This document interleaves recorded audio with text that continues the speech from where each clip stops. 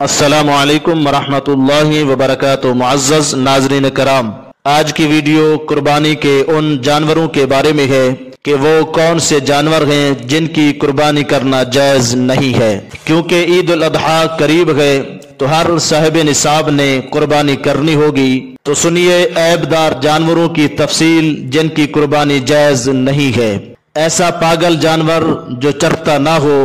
تو اس جانور کی قربانی جائز نہیں ہے، اور اتنا کمزور جانور ہو کہ ہڈیوں میں مغز نہ رہا،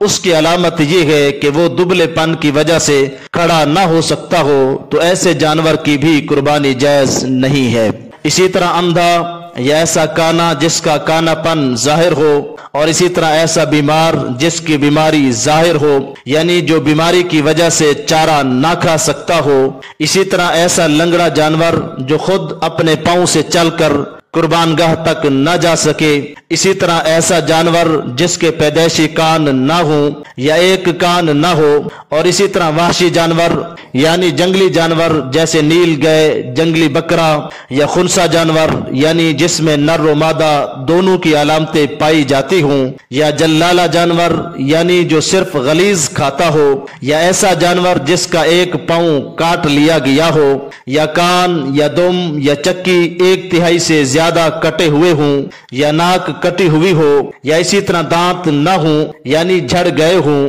اسی طرح تھن کٹے ہوئے ہوں یا خشک ہو چکے ہوں، ان سب جانوروں کی قربانی جائز نہیں ہے۔ اور بکری میں ایک تھن کا خشک ہونا اور گائے بھینس میں 2 تھن کا خشک ہونا ناجائز ہونے کے لیے کافی ہے، یعنی اگر بکری کا ایک تھن خشک ہو اور گائے بھینس کے 2 تھن خشک ہوں تو ایسی بکری اور گائے بھینس کی قربانی جائز نہیں ہے۔ اور جس جانور کے پیدائشی سینگ نہ ہوں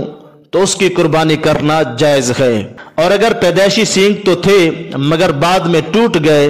تو اگر جڑ سمیت ٹوٹے گئے تو قربانی کرنا جائز نہیں ہوگی، اور اگر صرف اوپر سے ہی ٹوٹے گئے، جڑ سلامت گئے تو پھر اس صورت میں قربانی ہو جائے گی۔ اگر قربانی کرتے وقت جانور اچھلا کودا جس کی وجہ سے جانور میں عیب پیدا ہو گیا تو یہ عیب مضر نہیں ہے، یعنی اس عیب کے ہوتے ہوئے قربانی ہو جائے گی۔ اور اگر اچھلنے کودنے سے عیب پیدا ہو گیا اور وہ چھوٹ کر بھاگ گیا اور فوراً پکڑ کر لایا گیا اور ذبح کر دیا گیا، تب بھی ایسے جانور کی قربانی ہو جائے گی۔ وما توفیقی الا باللہ۔